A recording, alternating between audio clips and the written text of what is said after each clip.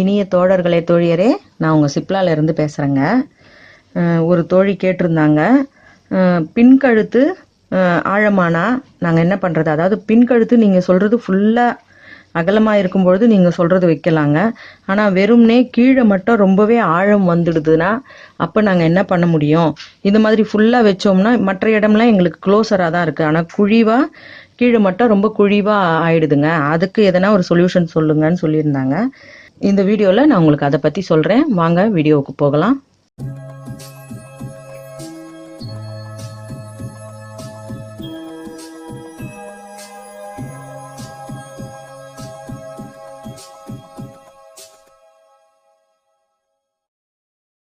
இப்போ உங்ககிட்ட இந்த ப்ளவுஸுக்கு உண்டான துணி, மிச்சமான துணி இருந்தாலும் சரி, இல்லைன்னா சேலையிலேருந்து கொஞ்சம் எடுத்துக்க முடிஞ்சாலும் சரி, ரொம்ப தேவைப்படாது, கொஞ்சமாக தான் தேவைப்படும். ஏன்னா நம்ம இந்த ஆழத்தை மட்டும்தான் அட்ஜஸ்ட் பண்ண போகிறோம், சைட்லலாம் எதுவும் பண்ண போகிறதில்ல. அதனால் கொஞ்சமாக துணி தேவைப்படும்.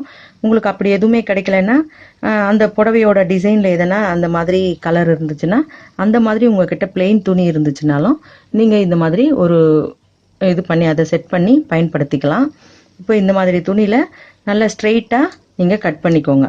ஸ்ட்ரெயிட்டாக கட் பண்ணி இந்த மாதிரி நம்ம ஏற்கனவே பின்கழுத்து அகலமாக இருக்கிறதுக்கு செஞ்சோம் இல்லையா, இந்த மாதிரி ஸ்ட்ராப் மாதிரி தைச்சிக்கோங்க. தைச்சிட்டு உங்களுக்கு எவ்வளோ ஆழத்தை நீங்கள் ஃபினிஷ் பண்ணணும் அப்படின்னு நினைக்கிறீங்களோ, அதிகபட்சம் ஒரு 2 இன்ச்சு 3 இன்ச்சு கூட நம்ம இதில் அட்ஜஸ்ட் பண்ண முடியும்.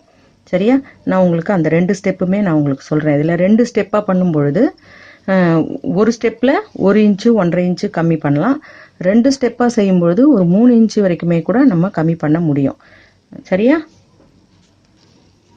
இப்போ இந்த துணியை நம்ம ஒரு 2 இன்ச் அளவுக்கு கட் பண்ணிக்கிறோம்.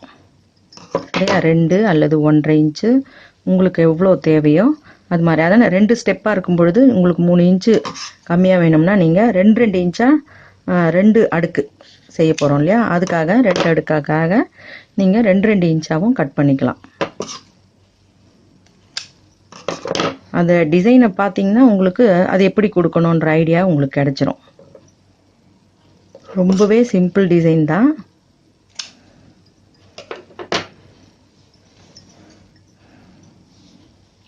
இப்போ நம்ம இந்த ஆழத்தை சரியாக பார்த்துக்கிறோம்.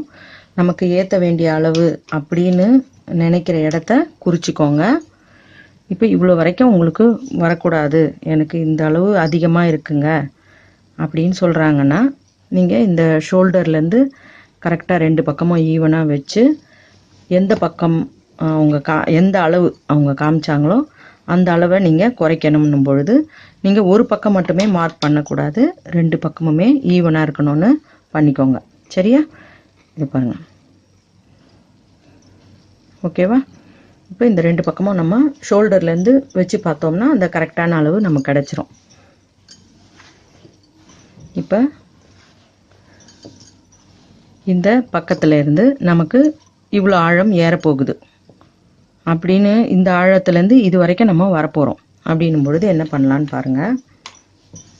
இது வந்து பாக்கழுத்தாக இருந்துச்சுன்னா இதில் பாக்கழுத்தில் நான் இந்த மாதிரி டிசைன்ஸு சிம்பிளான டிசைன்றதுனால அதை அடிக்கடி வைக்கிறது உண்டு.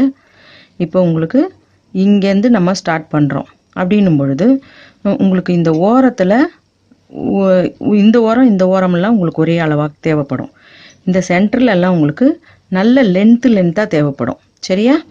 இந்த சென்டரில் இருந்து உங்களுக்கு இந்த ஹைட் எவ்வளவோ அதை நீங்கள் மெஷர் பண்ணி ஒரே ஹைட்டாக ஏற்றினாலும் சரி, இல்லை டபுளாக ஏற்றினாலும் சரி. சரியா? இப்போ நம்ம நான் சிம்பிளாக உங்களுக்கு ரொம்ப சின்னதாக வச்சு சிம்பிளாகவே உங்களுக்கு சொல்கிறேன் பாருங்கள்.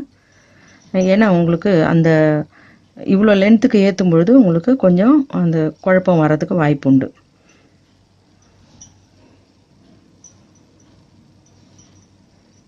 இதை நீங்கள் சம அளவுலேயே வச்சுக்கலாம்.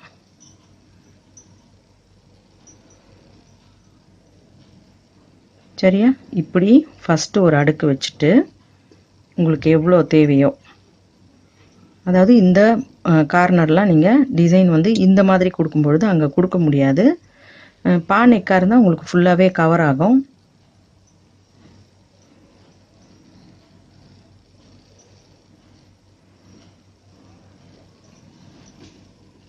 சரியா?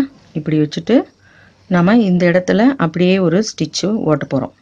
இதை நீங்கள் சமப்படுத்தி வச்சுருக்கீங்க. இந்த ஹைட்டு சரியாக இருக்கான்னு மெஷர் பண்ணிவிட்டு நீங்கள் இந்த இடத்த அப்படியே ஏற்றி இந்த இடத்துல ஒரு ஸ்டிச் போட்டுக்கோங்க.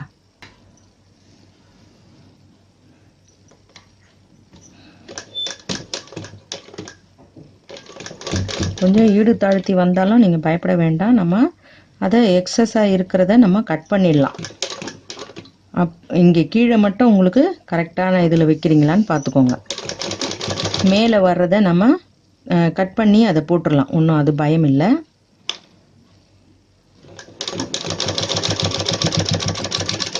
நல்லா ஸ்ட்ராங்காக தையல் போட்டுக்கோங்க. உங்களுக்கு தெரியணுன்றதுக்காக நான் கொஞ்சம் வேறு டிஃப்ரெண்ட் கலர் கொடுத்து பண்ணுறேன். நிறைய பேர் வந்து கொஞ்சம் பளிச்சுன்னு தெரியல அப்படின்னு சொல்கிறீங்க. அதுக்காக இப்போ இந்த மாதிரி எக்ஸஸாக இருக்குதுன்னா அதை பற்றி கவலைப்பட வேண்டாம். நீங்கள் அதையெல்லாம் இப்படி கழிச்சு விட்டுருங்க.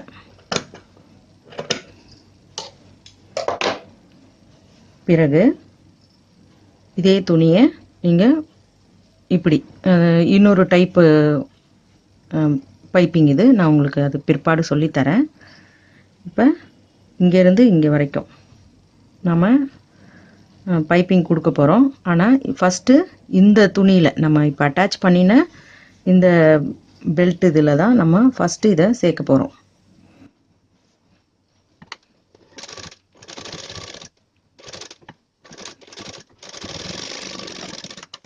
ஓகேவா? இப்படி பண்ணிவிட்டு இதை நீங்கள் அப்படியே இதை நம்ம பைப்பிங்காக மாற்றுறோம். இப்படி பண்ணும்பொழுது கரெக்டாக இந்த பீஸ் வந்து உள்ளே வந்து நம்ம மடிக்கிற பீஸு ரொம்ப பெருமளவில் தெரியக்கூடாது. நீங்கள் ஹெம்மிங் கூட பண்ணிக்கலாம். இது இப்படி கரெக்டாக வச்சு நம்ம இந்த ஸ்டிச்சுக்கு மேலேயே போட்டு கூட ஹெம்மிங் பண்ணிட்டோம்னா இன்னமுமே சுத்தமாக அது வெளியே தெரியாது.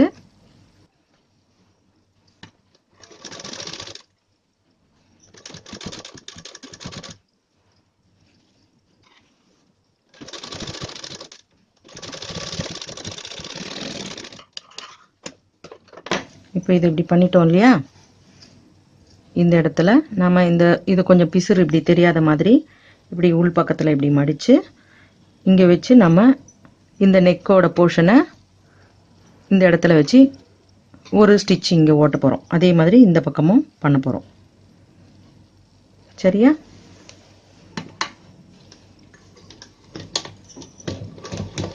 இது வந்து ஃபினிஷிங்கில் நீங்கள் பர்ஃபெக்டாக இதுக்கு மேலே நீங்கள் எதனா ஒரு ஜரி ஒர்க்கு அந்த மாதிரி வச்சுட்டிங்கனாலும் ரொம்பவே அழகாக இருக்கும்.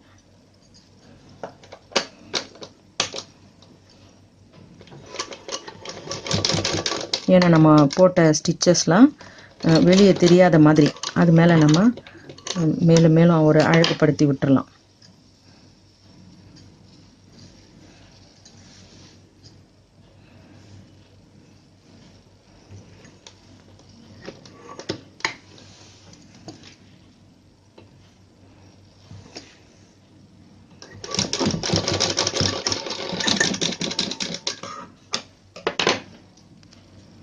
இப்போ இந்த உயரம் போறலை அப்படின்னு சொல்லும் பொழுது நீங்கள் இன்னமுமே பண்ணணும் அப்படின்னும் பொழுது நீங்கள் இதுலேருந்து திரும்பவும் இதே போலையே மேலே வச்சு நீங்கள் இது மேலே ஸ்டிச் ஓட்டிக்கிட்டே வரணும். இந்த லென்த்து வந்து பக்கம் பக்கமாக இருந்தால் ரொம்பவே அழகாக இருக்கும். அதில் ஒரு சின்னதாக ஒரு வேறு டிசைன் ஒன்று பண்ணலாம். அதை நான் பண்ணி காட்டுறேன் உங்களுக்கு. இப்போ இதே மாதிரி செட் பண்ணி ஒரு ஸ்டிச் போட்டுக்கிறேன். இப்போ இந்த இடத்துல நான் ஒரு தையல் போட்டுட்டேன். இது எல்லாத்தையும் ஒன்றா வச்சு அந்த பைப்பிங் மேலேயே நான் ஒரு தையல் போட்டிருக்கேன். சரிங்களா? இப்போது இதையும் அதே போலவே நம்ம ஒரு இது பண்ணி அந்த ஹைட்டை மான பகுதியை பேலன்ஸ் பண்ணுறோம். கரெக்டாக இந்த ஸ்ட்ரிப்பெல்லாம் வந்து ஈவனாக இருக்கிற மாதிரி. சரியா? இந்த பட்டைகள் எல்லாமே ஒரே ஈவனாக இருக்கிற மாதிரி வச்சுட்டு அதுக்கு மேலே நீங்கள் இதே மாதிரி இது எப்படி கொடுத்தோமோ அதே மாதிரியே இதையும் கொடுங்க.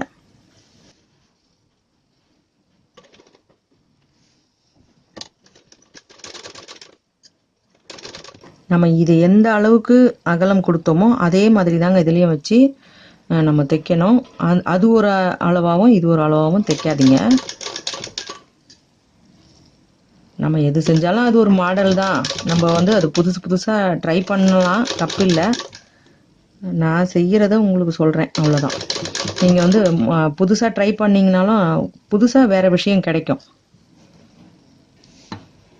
அப்படி தானே ஒன்று ஒன்றா கண்டுபிடிக்கிறோம்.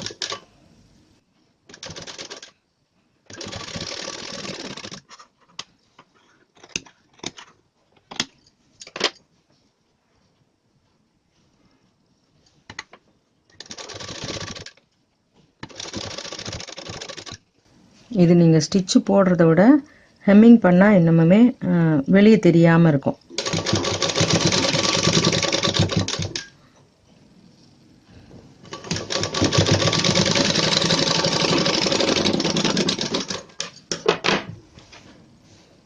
இப்போ இதில் நமக்கு எவ்வளோ தேவையோ அதை உள்ளே வச்சுட்டு மீதியை நம்ம கட் பண்ணிவிட்டு அதை கொஞ்சம் அந்த பிசுறு வெளியே தெரியாத மாதிரி மடித்து தைக்க போகிறோம். சரியா? இப்போது உங்களுக்கு இன்னொன்று சொன்னேன் இல்லையா, இதில் இந்த மாதிரி நெருக்கமாக கொடுக்கும் பொழுது ஒரு சின்ன டிசைன் ஒன்று அதிலே குட்டியான ஒரு டிசைன் பண்ணலாம். இப்போ இதில் என்ன பண்ணுறேன்னு பாருங்கள். நம்ம ஒரு ஊசி நூல் கோத்து 4, அதாவது ரெட்டையாக கோத்து 4 முடி போட்டு வச்சுக்கலாம். சென்டரில் இந்த இதில் ஸ்ட்ரிப்பில் சென்டராக நான் குத்திருக்கேன். இந்த ஓரமும் கொஞ்சம், அந்த ஓரமும் கொஞ்சம் அப்படி எடுத்துட்டு நீங்கள் அதை இழுத்தீங்கன்னா இந்த இடம் அப்படியே மடியும். அதே மாதிரி இன்னும் ஒரு முறை.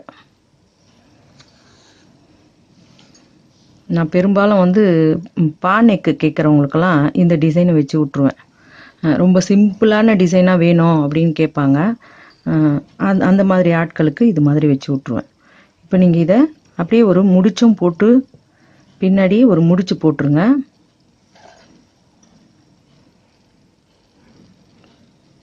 போட்டு அதை அப்படியே இழுத்துக்கோங்க. இப்போ அதை நம்ம கட் பண்ணினாலும் சரி, கட் பண்ணாமல் அடுத்ததில் அப்படியே கண்டினியூவாக கொடுத்தாலும் சரி. அதுக்கப்புறமா உங்களுக்கு இன்னும் வேறு இதுலேயே இன்னும் கொஞ்சம் அழகுபடுத்தணுன்னா இந்த பால்ஸ் மணி, அந்த மாதிரி கலர் கலராக மணியோ இல்லை கோல்டன் மணியோ வச்சு அதையும் ஒரு குத்து போட்டு அதில் அப்படியே ஸ்டிச் பண்ணிவிடுங்க. பண்ணால் ரொம்ப அது சிம்பிள் டிசைன் மாதிரியே இருக்காது, கிராண்டாகவே இருக்கும்.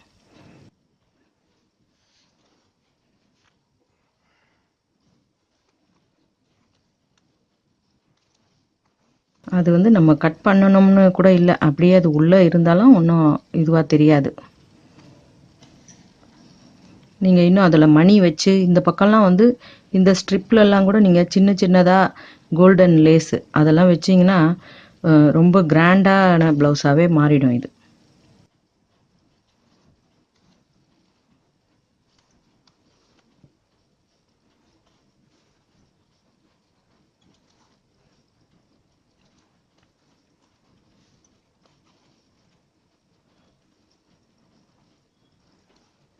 ஒரு முறை சாதாரணமாக குத்திடுங்க, இன்னொரு முறை முடிச்சு போட்டுருங்க.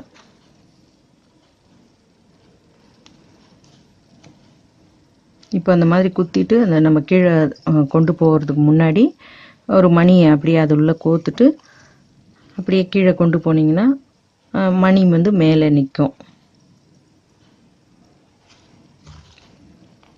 பிளாக் கலர் ப்ளவுஸ்லலாம் இது மாதிரி பின்னாடி ஒர்க் பண்ணிவிட்டு நீங்கள் கோல்டன் இது வச்சிங்கன்னா ரொம்பவே அழகாக இருக்குங்க. இப்போ இது மாதிரி இந்த த்ரெட் இருக்கு இல்லையா, இதில் நம்ம அந்த மணியை கோத்துட்டு அப்படியே இப்படி கீழே கொடுத்துட்டோம்னா முடிஞ்சுது.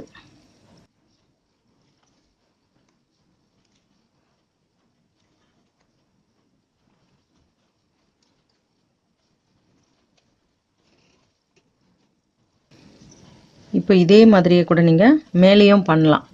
பண்ணிட்டோம்னா இன்னுமுமே அது கொஞ்சம் எஃபெக்டிவாக இருக்கும். இப்போ ஆழமான நெக்கை நம்ம அந்த ஆழத்தை நம்ம குறைச்சிட்டோம். அதிகபட்ச அளவாக நம்ம ஒரு 3 இன்ச்சுலேருந்து கூட 4 இன்ச்சு வரைக்கும் கூட பண்ணலாம். சரியா?